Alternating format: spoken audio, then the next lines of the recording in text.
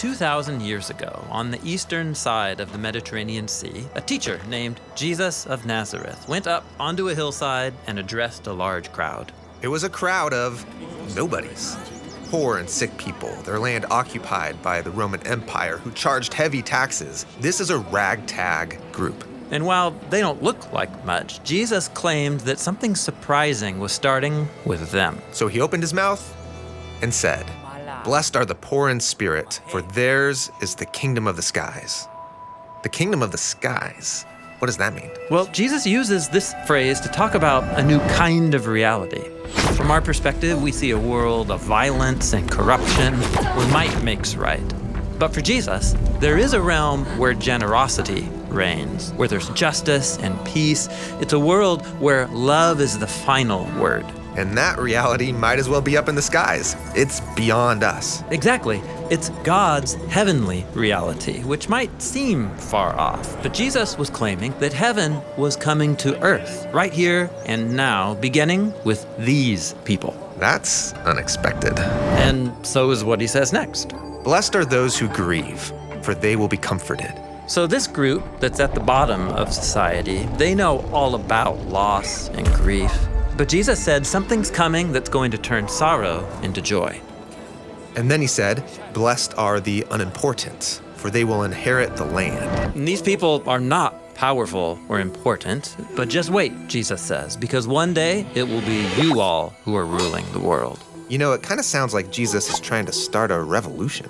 Well, kind of, but it's not a revolution for those who are hungry for power or influence. This is a movement of people who are going to serve because they long for healthy relationships between people and communities and nations. Yeah, as Jesus puts it next. Blessed are those who hunger and thirst for righteousness, for they will be satisfied. Blessed are the merciful, for they will be shown mercy. Just imagine it, a group of powerless nobodies ruling the world through generosity and forgiveness and justice. This is a Jesus-style revolution. The next thing Jesus says is, "Blessed are the pure in heart, for they will see God." And this one really raises the bar. To be part of this revolution, my heart needs to be so pure I could look directly at God. Well, Jesus knows that all of our choices, even our good ones, are often driven by mixed motives. For Jesus, real peace is only possible through people who know that they need to be transformed if they're going to truly love God and others. And this sounds wonderful, but it's a radical calling. That's exactly right. In fact, Jesus goes on to explore just how radical it is. Blessed are the peacemakers, for they will be called children of God. So God's new reality won't just happen by itself. It requires people who are willing to enter into the conflicts of others, urging and helping create a way towards peace. But that way of life can be dangerous.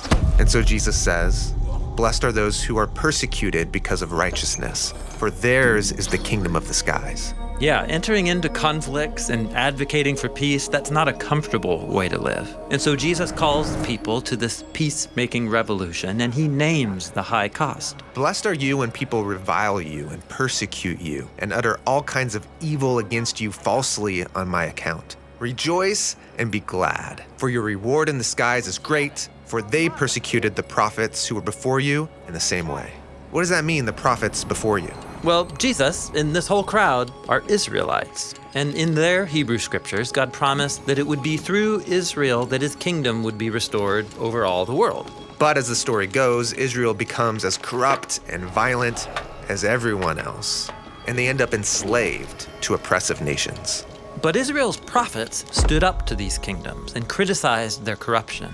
They said that one day God's heavenly kingdom would break in, starting with a small group of Israelites who would be willing to surrender everything over to God. So Jesus wants this crowd to see that they're part of that legacy. Yes, and that's why Jesus concludes this first block of teaching with 3 images from their scriptures. The first is, "You are the salt of the land." Salt is a mineral that preserves food for a long time. And in the Bible, salt is used as a symbol of God's long-lasting covenant with Israel.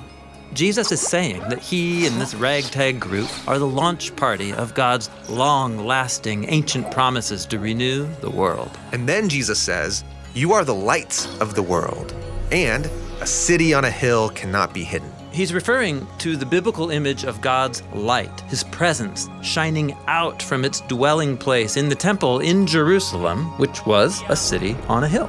But these people, they aren't the rulers. They don't even live in Jerusalem. And yet, surprise, Jesus says, you all are God's salt and city and light. You all are the blessed ones, the new Jerusalem that's going to display God's kingdom to all the world.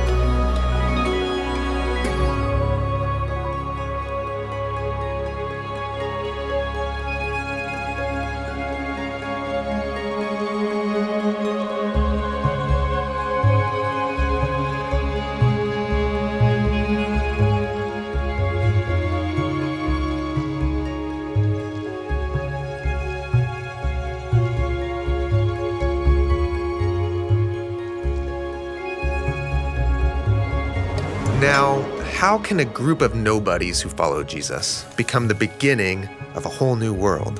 Well, Jesus is going to help them reimagine who God is, who we are, and how we should live and treat other people. That section of the Sermon on the Mount is what we're going to look at next.